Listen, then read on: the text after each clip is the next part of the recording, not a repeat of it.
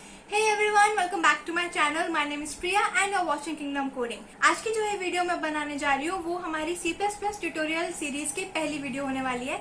इस सीरीज में मैं आगे और भी बहुत सारी बैक टू बैक वीडियोस लेकर आऊंगी आपके लिए। अगर आप बिगनर्स हैं तो आप प्लीज मेरी सीरीज को लास्ट तक देखिए, क्योंकि इस सीरीज में मैं आपको C++ प्रोग्रामिंग लैंग्वेज शुरू से लेके एंड तक स्टेप बाय स्टेप डिटेल में पढ़ाने वाली हूँ। इसलिए please stay tune to my series and watch it till the end, because at the end of this series I can guarantee you that you will be a prolific C++ programmer. Now let's start our video. सबसे पहले तो हमारा यहाँ पे जानना बहुत ज़रूरी है कि C++ लैंग्वेज एक्चुअली है क्या, उसकी डेफिनेशन क्या है। तो C++ is a general purpose intermediate level and cross platform programming language. अब इन तीन टर्म्स का मतलब क्या है अगर आपको नहीं पता है तो कोई बात नहीं, मैं इस डेफिनेशन को 3 पार्ट्स में ब्रेक डाउन करके डिटेल में समझाती हूँ। जनरल पर्पस प्रोग्रामिंग लैंग्वेज का मतलब है कि कई बार क्या होता है कि प्रोग्रामिंग लैंग्वेजेस को एक पर्टिकुलर पर्पस के लिए डेवलप किया जाता है, वो एक से ज़्यादा पर्पस के लिए यूज़ नहीं हो सकती हैं। But C++ is a general purpose programming language because it is developed to serve more than one purposes. For example, it can be used for writing applications, for developing systems, for writing application softwares, for writing software programs, etc. Now, the second is intermediate level programming language. बहुत लोगों को नहीं पता होगा इसलिए मैं बता देती हूँ कि जनरली प्रोग्रामिंग लैंग्वेजेस को 2 लेवल्स में डिवाइड किया जाता है, high level programming languages such as Java, Python etcetera, और low level languages for example machine code. C++ को इंटरमीडिएट लेवल या फिर मिडिल लेवल प्रोग्रामिंग लैंग्वेज इसलिए कहा जाता है क्योंकि इसमें हाई लेवल और लो लेवल प्रोग्रामिंग लैंग्वेजेस दोनों के फीचर्स इंक्लूडेड होते हैं। Now C++ is a cross platform programming language. इसका मतलब ये है कि C++ को मल्टीपल डिवाइसेस में with different operating system packages के साथ यूज़ किया जा सकता है। अगर आपके पास आपके सिस्टम में विंडोज़ है तो भी आप इसको यूज़ कर सकते हैं, लिनक्स है तो भी यूज़ कर सकते हैं, और मैक ओएस है तो भी यूज़ कर सकते हैं। Now, when and why was C++ developed? So C++ was developed by Yarne Stroudstrup in 1998. पर इसको डेवलप क्यों किया था यार्ने स्ट्राउडस्ट्रप ने, तो इसको एक स्टोरी की तरह समझते हैं। जब C++ डेवलप नहीं हुई थी, जब इसको बनाया नहीं गया था, तो 1979 में एक और लैंग्वेज का इन्वेंशन हुआ था जिसका नाम था C। ये particular language Unix operating system के लिए डेवलप की गई थी और ये उस टाइम पे बहुत फेमस भी हुई थी, ये बहुत पॉपुलर लैंग्वेज थी, तब मोस्टली इसका यूज़ हर जगह पे किया जाता था। But it lacked a few features and the concept of object oriented programming. इसमें बहुत सारे फीचर्स की कमी थी और स्पेशली ऑब्जेक्ट ओरिएंटेड प्रोग्रामिंग के कंसेप्ट की इसमें कमी थी। तो यार्ने स्ट्राउडस्ट्रप नाम के व्यक्ति ने इसको 1998 में डेवलप किया, जिसमें उन्होंने C के फीचर्स के साथ साथ इसमें बहुत सारे एडवांसमेंट्स किए और एडिशनल फीचर्स ऐड करके इस नई लैंग्वेज को बनाया जिसका नाम उन्होंने दिया C++। That is why C++ is also known as an enhanced version of C. Now, some of the additional features and advancement in C++ are concept of object-oriented programming, namespace feature, operator overloading, error and exception handling, and some properties such as abstraction, encapsulation, inheritance and polymorphism. ये सब कुछ properties हैं जो C language में missing थी। ये वो advanced features हैं जो C लैंग्वेज में externally ऐड किए गए। ना requirements to write and run C++ programs in your computer. अब अगर आप चाहते हैं कि आप C++ प्रोग्राम को राइट करें और उसको अपने सिस्टम पे रन करें, एग्जीक्यूट करें, तो उसके लिए आपके सिस्टम में, आपके कंप्यूटर में 2 बहुत इंपॉर्टेंट कंपोनेंट्स का होना बहुत ज़रूरी है। वो है एक IDE और एक कंपाइलर। पर अब IDE और कंपाइलर होते क्या हैं? सबसे पहले हम समझते हैं कि एक IDE क्या होता है। तो IDE basically is an integrated development environment. It is a software that is used for building applications that combines common developer tools into a single graphical user interface GUI. इसको मैं सिंपल शब्दों में बता देती हूँ कि IDE का इस्तेमाल हम क्यों करते हैं। IDE में ही हम अपने प्रोग्राम्स को राइट करते हैं, हम अपने प्रोग्राम्स IDE में ही लिखते हैं, उसको वहीं रन करते हैं, कंपाइल करते हैं, उसका एग्जीक्यूशन भी वहीं होता है, और ये IDE ही हमें आगे के कोड को राइट करने के लिए सजेशंस भी देता है। Some examples of easy to use IDEs are Eclipse, VS Code, CodeBlocks, Dev C++, CodeLite, etc. ये कुछ commonly used IDEs हैं that are available on the internet. आप इनमें से कोई भी डाउनलोड करके इंस्टॉल करके उसको C++ प्रोग्राम्स के लिए यूज़ कर सकते हैं। ना IDE अगर आपके कंप्यूटर में है तो भी आपका प्रोग्राम कम्प्लीटली तब तक कंपाइल या फिर रन नहीं होगा जब तक कि उसमें कंपाइलर नहीं होगा। कंपाइलर क्या होता है? A compiler is a program that converts the high-level language into a computer-understandable low-level language. इसका मतलब क्या है? When we want to get a task performed by the computer, we write a set of instructions in the form of a program. This program is written in a high-level or intermediate level language, but this language is not understood by the computer. So the computer translates our code into machine-understandable code, which is a string of zeros and ones. अब इसको आप ऐसे समझिए, suppose मुझे एक addition solve करवाना है 2 numbers का, तो मैं कंप्यूटर को तो ऐसे नहीं बोल सकती हूँ कि computer ji please add the 2 numbers 2 and 4. Obviously वो उसको नहीं समझेगा क्योंकि वो उसकी लैंग्वेज नहीं है. ऐसे ही जब हम प्रोग्राम राइट करते हैं तो कंप्यूटर उसको अपनी भाषा में समझने के लिए कंपाइलर का यूज़ करता है. Compiler is basically a translator. जब हम एक प्रोग्राम लिखते हैं तो कंपाइलर उस प्रोग्राम को कंप्यूटर के मशीन अंडरस्टैंडेबल कोड में ट्रांसलेट कर देता है, जो कि बेसिकली ज़ीरोज़ और वंस का ग्रुप या स्ट्रिंग होता है. Now basic elements of C++. अब हम जान लेते हैं कि C++ प्रोग्राम के सिंटैक्स में सबसे इंपॉर्टेंट जो एलिमेंट्स होते हैं वो कौन से होते हैं. सबसे पहला होता है क्लास, जो कि बहुत इंपॉर्टेंट एलिमेंट होता है, और ऑब्जेक्ट, ये भी बहुत इंपॉर्टेंट है क्योंकि इस ऑब्जेक्ट से ही ऑब्जेक्ट ओरिएंटेड प्रोग्रामिंग का कंसेप्ट आता है. तो class, object, methods, instance variables, identifiers and keywords. यहाँ पर इस वीडियो में मैं इंस्टेंस वेरिएबल्स और कीवर्ड्स को डिस्कस नहीं कर रही हूँ, इसको मैं एक सेपरेट वीडियो में डिस्कस करूँगी. आज मैं केवल क्लास, ऑब्जेक्ट, मेथड्स और आइडेंटिफायर्स को डिस्कस करने वाली हूँ. सबसे पहले जान लेते हैं कि क्लास क्या होता है. Class is the building block of the program. वो इसलिए क्योंकि क्लास जो होती है वो हमारे प्रोग्राम का सबसे इम्पॉर्टेंट एलिमेंट होता है, और क्लास और ऑब्जेक्ट आपस में इंटर रिलेटेड रहते हैं. Class contains its own data members and member functions. अब डाटा मेंबर्स क्या होते हैं और मेंबर फंक्शंस क्या होते हैं? जब हमें कंप्यूटर से एक पर्टिकुलर टास्क या इंस्ट्रक्शन परफॉर्म करवाना पड़ता है तो हम उसको वो टास्क मेंबर फंक्शन के अंदर लिख के इंस्ट्रक्ट करते हैं. अगर फॉर एग्जांपल मुझे कंप्यूटर से ए और बी 2 नंबर्स हैं, उसका एडिशन करवाना है, तो मैं मेंबर फंक्शन के अंदर उसका फॉर्मूला लिखूंगी a+b.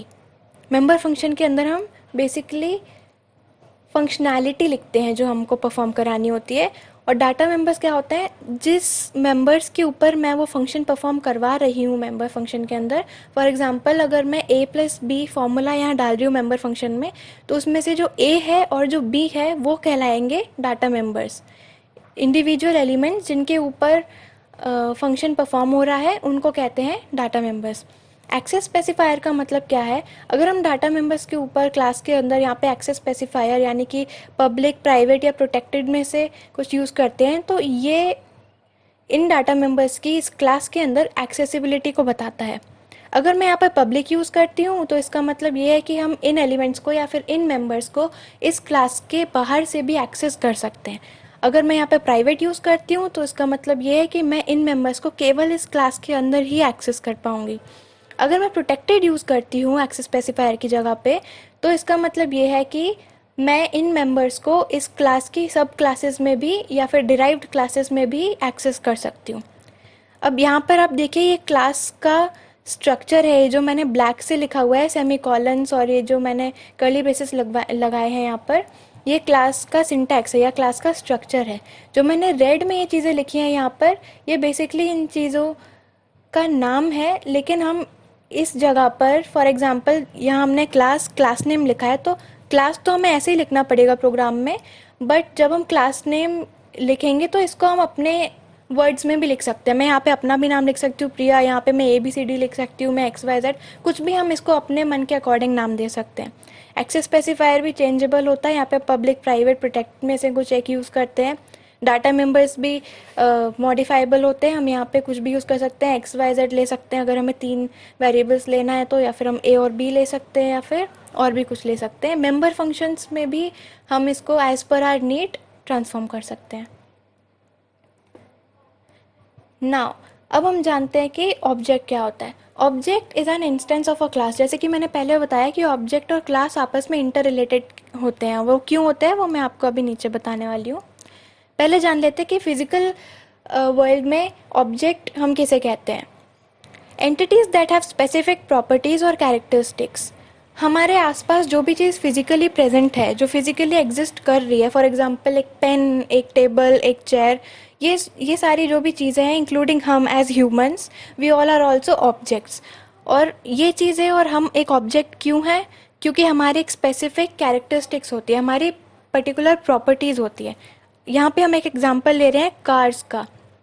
कार एक ऑब्जेक्ट कैसे है? क्योंकि उसका एक कैरेक्टरिस्टिक है कलर, उसकी एक और कैरेक्टरिस्टिक है कंपनी, उसका एक और कैरेक्टरिस्टिक है मॉडल नंबर, मॉडल नेम भी हो सकता है, उसमें 4 व्हील्स होते हैं, ये भी उसका एक कैरेक्टरिस्टिक है। तो ऑब्जेक्ट्स के पर्टिकुलर कैरेक्टरिस्टिक्स होते हैं। अब ये ऑब्जेक्ट क्लास से कैसे रिलेटेड है और इसका काम क्या होता है, मैं वो समझाती हूँ। यहाँ पे मैं एक एग्जांपल दे रही हूँ, ये किसी भी प्रोग्राम का सिंटैक्स नहीं है, प्लीज़ इसको ध्यान रखिएगा, ये सिर्फ एक एग्जांपल है। पहले तो मैं एक क्लास बनाऊंगी, जैसे मैंने पहले बताया था कि क्लास का नाम हम अपने हिसाब से रख सकते हैं। मान लीजिए मैंने एक क्लास बनाई, क्लास कैलकुलेट। उसके अंदर मैं वेरिएबल्स डालूंगी या फिर डाटा मेंबर्स। जैसे मैंने ए की वैल्यू ले ली 2, बी की ले ली 3 और सी जिसमें कि मैं ए और बी का सम स्टोर करवाऊंगी। अब मैं फंक्शन में वो फॉर्मूला डाल दूंगी, फंक्शनैलिटी डाल दूंगी जो मुझे परफॉर्म करवानी है, जैसे कि C equals to A plus B, क्योंकि हम यहाँ पे ए और बी का सब एडिशन करवा रहे हैं। उसके बाद मैं यहाँ पे एक ऑब्जेक्ट बनाऊंगी ओबीजे नाम का। अब ये ऑब्जेक्ट को मैं क्यों यूज़ करूँगी पहले वो समझ लेते हैं। मान लीजिए मुझे ये जो एडिशन है वो अभी तो मैंने एक बार लिखा है क्योंकि मुझे एक बार परफॉर्म करवाना है। मान लीजिए मुझे 50 बार परफॉर्म करवाना है या फिर 100 बार या फिर 150 बार। तो अगर मुझे 150 बार परफॉर्म करवाना है तो मुझे ये जो पूरा कोड है, जो एडिशन का जो मैं कोड लिखूँगी, वो मुझे 150 बार लिखना पड़ेगा। इसीलिए इस प्रॉब्लम को हटाने के लिए हम ऑब्जेक्ट का यूज़ करते हैं। जैसे मैंने यहाँ पर ऑब्जेक्ट बना लिया ओबीजे नाम से, तो अब मैं इस ऑब्जेक्ट के थ्रू जितनी भी बार मैं चाहूँ उतनी बार, अगर मैं 150 बार पे चाहती हूँ तो मैं 150 बार भी इस फंक्शन को कॉल कर सकती हूँ इस क्लास के अंदर। मुझे बार बार ये कोड राइट करने की ज़रूरत नहीं पड़ेगी। अभी हो सकता है आपको इसमें कन्फ्यूजन हो, कोई बात नहीं, आप इसको आगे जब हम प्रोग्रामिंग करेंगे तब और अच्छे से समझ पाएंगे। फंक्शंस, जैसे कि मैंने अभी पहले बताया कि हम फंक्शंस का यूज़ क्यों करते हैं, जो हमें परफॉर्म कराना होता है टास्क, उस चीज़ को हम फंक्शंस के अंदर लिखते हैं। Functions define the behaviour of our class. A class can have many methods. अच्छा, यहाँ पे मैं एक और चीज़ बता देना चाहती हूँ कि जैसे मैंने पहले के यहाँ स्लाइड में एक क्लास बनाई थी, क्लास कैलकुलेट, और इसके अंदर मैं एक फंक्शन परफॉर्म करवा रही थी एडिशन का। ज़रूरी नहीं है कि मैं एक क्लास बनाऊँ और उसके अंदर एक ही फंक्शन बनाऊँ, मैं एक क्लास के अंदर मल्टीपल फंक्शंस भी बना सकती हूँ। फॉर एग्जाम्पल, मैंने एक क्लास बनाई कैलकुलेट नाम से या फिर कैलकुलेटर नाम से। उसके अंदर मैं एक फंक्शन बनाऊंगी ऐड फंक्शन एडिशन का, उस फंक्शन के अंदर मैं एडिशन परफॉर्म करवाऊंगी। ऐसे ही मैं आप एक मल्टीप्लिकेशन का फंक्शन बना सकती हूँ मल्टीप्लाई नाम से, जिसके अंदर मैं मल्टीप्लिकेशन परफॉर्म करवाऊंगी। फिर मैं एक फंक्शन बना सकती हूँ सब्ट्रैक्ट नाम से, जिसके अंदर मैं सब्ट्रैक्शन करवाऊंगी, एंड सो ऑन। फंक्शंस का यूज़ किस किस चीज़ों में कर सकते हैं? वी कैन राइट लॉजिक्स और टास्क, वी कैन कैलकुलेट और manipulate data, and we can also get our actions performed by the computer. ये एक करेक्ट सिंटैक्स है फंक्शन का। पहले वाले स्लाइड में तो मैंने यहाँ पर जो ये समझाया था, ये सिर्फ एक एग्जाम्पल दिया था मैंने, बट ये एक्चुअली सिंटैक्स नहीं था उसका। सिंटैक्स ये होता है फंक्शन का, पहले हम एक डाटा टाइप देते हैं। ये डाटा टाइप्स भी मैं आगे प्रोग्रामिंग के टाइम आपको समझाऊंगी। अभी के लिए समझ लीजिए कि ये इंट एक डाटा टाइप है। यहाँ पर हम लिखेंगे प्रिंट, ये है हमारे फंक्शन का नाम। मुझे यहाँ पे बेसिकली मुझे खाली इस नंबर 10 को यहाँ पे प्रिंट करवाना है, इसलिए मैंने फंक्शन का नाम ले लिया प्रिंट। मैंने फंक्शन के opening and closing curly brackets लगाए। इसके अंदर मैंने स्टेटमेंट दे दिया cout double left arrows and 10 semicolon. इस स्टेटमेंट का मतलब क्या है, पहले तो समझ लेते हैं सी आउट का मतलब क्या है। सी आउट एक प्रिंटिंग स्टेटमेंट है, ये हमें आउटपुट देता है। अब क्योंकि हमें यहाँ पे खाली 10 एक नंबर है, हम चाहते हैं कि वो स्क्रीन पे प्रिंट होके आए, इसीलिए हम यहाँ पे सी आउट लिखेंगे। Cout left double arrows 10 semicolon. इस स्टेटमेंट के एग्जीक्यूशन के बाद क्या होगा कि हमें 10 नंबर स्क्रीन पे आउटपुट के फॉर्म में प्रिंट होके मिल जाएगा। एक और एग्जांपल यहाँ पे देख लेते हैं, इंट ऐड का। यहाँ पे मुझे 2 नंबर्स का 10 और 2 का एडिशन करवाना है, तो मैंने इसका फंक्शन का नाम रख दिया ऐड। फिर मैंने opening and closing curly braces लगाए और यहाँ पे मैंने लिख दिया cout left double arrows 10 + 2। अब जब ये एग्जीक्यूट होगा तो मुझे आउटपुट स्क्रीन पे लिखा आएगा 12। अब समझते हैं कि आइडेंटिफायर्स क्या होते हैं। A C++ identifier is a name used to identify a variable, function, class, module or any other user defined item. जैसे कि पिछले कुछ स्लाइड्स में हमने देखा कि कुछ वर्ड्स थे, जैसे पुराने एग्जांपल्स में क्लास हो गया और ये सी आउट वर्ड हो गया, इंट हो गया, डाटा टाइप, ये सब हम चेंज नहीं कर रहे हैं, इन सब को हम अपने हिसाब से चेंज नहीं कर सकते, अपने हिसाब से नाम नहीं दे सकते हैं। इन वर्ड्स को कीवर्ड्स बोलते हैं क्योंकि ये ऑलरेडी बिल्ट इन है सी प्लस प्लस लैंग्वेज में। बट कुछ वर्ड्स जो जिनको हम अपने हिसाब से नाम दे रहे हैं, जैसे कि डाटा मेंबर्स को हमने अपने हिसाब से नाम दिया A B X Y Z P Q R कुछ भी, और यहाँ पे फंक्शंस को हम अपने हिसाब से नाम दे रहे हैं, प्रिंट, ऐड, क्लास को भी हम अपने हिसाब से नाम दे रहे थे, कैलकुलेटर या कुछ भी। ये जो नाम हम अपने हिसाब से दे देते हैं, अपने हिसाब से लिख लेते हैं, इसको बोलते हैं आइडेंटिफायर। आइडेंटिफायर इसलिए कहते हैं because these are the words that help us to identify that specific item. And identifier starts with a letter A to Z capital में और A to Z स्मॉल में भी। सेकेंड रूल क्या होता है आइडेंटिफायर को लिखने का, उसको हम एक अंडरस्कोर से शुरू कर सकते हैं, उसके बाद अंडरस्कोर के बाद हम कुछ भी ज़ीरो या फिर कोई डिजिट्स या लेटर्स लगा सकते हैं। स्टार्टिंग या तो अंडरस्कोर से होनी चाहिए या तो किसी लेटर से होनी चाहिए, हम नंबर से कोई भी आइडेंटिफायर स्टार्ट नहीं कर सकते। यहाँ पे मैंने नीचे कुछ एग्जांपल्स दिए हुए हैं, आप इसको देख सकते हैं, खाली एग्जांपल्स हैं। इसी तरीके से इसी फॉर्म में आप और भी आइडेंटिफायर्स अपने हिसाब से दे सकते हैं। Now the most awaited part of this video is syntax of C++ programming language. अब हम देख लेते हैं कि सिंटैक्स, एक बेसिक सिंटैक्स या स्ट्रक्चर क्या होता है C++ प्रोग्रामिंग लैंग्वेज का।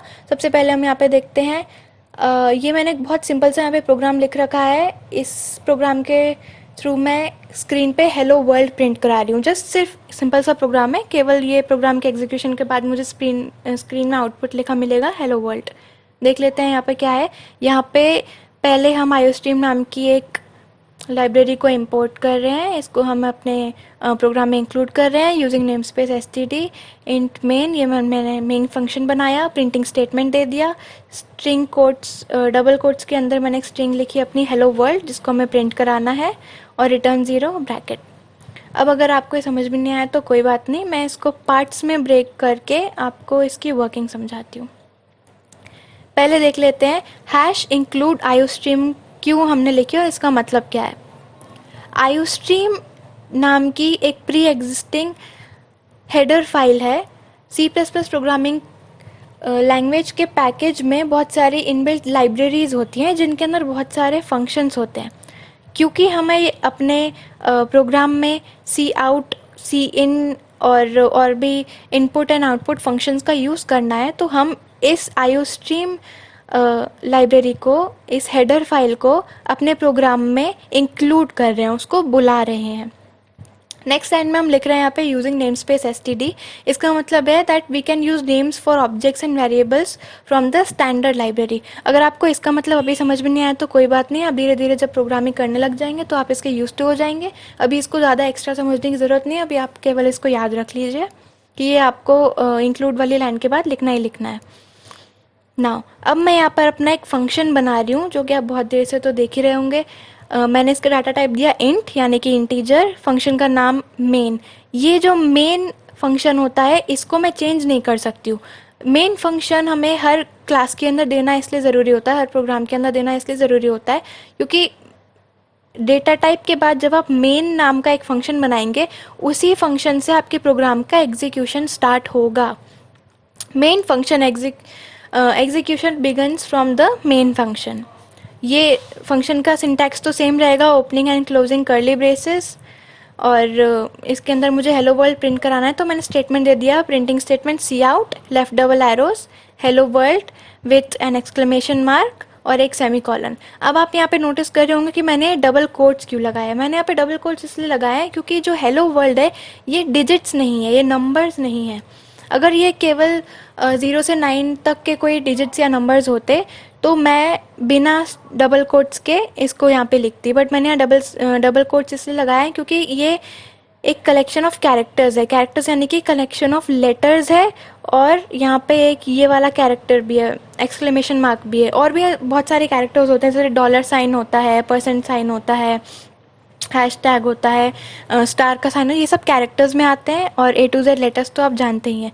नंबर्स के अलावा जो भी कैरेक्टर्स और लेटर्स होते हैं, अगर हम उनको कंबाइंडली लिखते हैं तो हम उसको डबल कोट्स के अंदर लिखते हैं। अगर हम इनको बिना डबल कोट्स के लिख देंगे तो प्रोग्राम हमको एरर दे देगा, क्योंकि बिना डबल कोट्स के लिखने का मतलब है कि वहाँ नंबर होना चाहिए, पर कंपाइलर को वहाँ नंबर मिलेगा नहीं, तो वो हमें एरर दे देगा। लास्ट ये हम स्टेटमेंट डाल रहे हैं यहाँ पे, रिटर्न 0। इसका मतलब ये है that main function is terminated. Main function जब हम डालेंगे तो उसका मतलब है कि प्रोग्राम एग्जीक्यूशन वहीं से स्टार्ट होगा, और जहाँ उसको रिटर्न 0 मिल जाएगा ये मेन फंक्शन एग्जीक्यूशन वहाँ स्टॉप कर देगा। तो प्रोग्राम को ख़त्म करने के लिए, इस मेन फंक्शन की वर्किंग ख़त्म करने के लिए हम यहाँ पे रिटर्न 0 डाल रहे हैं। अब आप बहुत देर से देख रहे होंगे कि मैं सेमी कॉलन्स और ये कर्ली ब्रेसेस यूज़ कर रही थी। इन दोनों चीज़ों का मतलब क्या है एक्चुअली? तो जैसे कि हम नॉर्मली इंग्लिश में फुल स्टॉप और हिंदी भाषा में पूर्ण विराम यूज़ करते हैं सेंटेंस को ख़त्म करने के लिए, सेंटेंस को फुल स्टॉप लगाने के लिए, ऐसे ही हम प्रोग्रामिंग में, कंप्यूटर प्रोग्रामिंग में हर स्टेटमेंट को टर्मिनेट करने के लिए एक सेमी कॉलन लगाते हैं। ये सेमी कॉलन आप ध्यान रखिएगा, फंक्शंस के डेफिनेशन में यूज़ नहीं होता है। मैं आपको एक बार फिर से बता देती हूँ। जैसे कि मैंने यहाँ पे इंट मेन फंक्शन बनाया था, यहाँ पर मैंने सेमीकोलन नहीं लगाया क्योंकि ये इसके सिंटैक्स में नहीं है। आप यहाँ पे लगा देंगे तो आपको प्रोग्राम में एरर मिल जाएगा। एक और चीज़ जो मैं यहाँ पे बताना चाहती हूँ वो है, जिस लाइन में मैं डेटा टाइप के साथ फंक्शन का नाम लिख के फंक्शन को डिक्लेयर कर रही हूँ, इस लाइन को फंक्शन डेफिनेशन बोलते हैं। और फंक्शन के कर्ली ब्रेसेस के अंदर आने वाली किसी भी चीज़ को, जो भी हम सेट ऑफ इंस्ट्रक्शंस लिख रहे हैं, उसको हम फंक्शन बॉडी बोलेंगे। अब समझ लेते हैं कि ये ओपनिंग और क्लोजिंग कर्ली ब्रेसेस क्या होते हैं और क्यों यूज़ होते हैं। ये एक्चुअली ब्लॉक्स होते हैं। ब्लॉक्स यानी कि these are a set of logical statements closed by these two parameters. So that was all for today's video. I hope you liked it. If you really liked it, please hit the like button and subscribe to my channel and press that bell icon so that you can get updated for my next upcoming videos. So till then, take care and bye bye.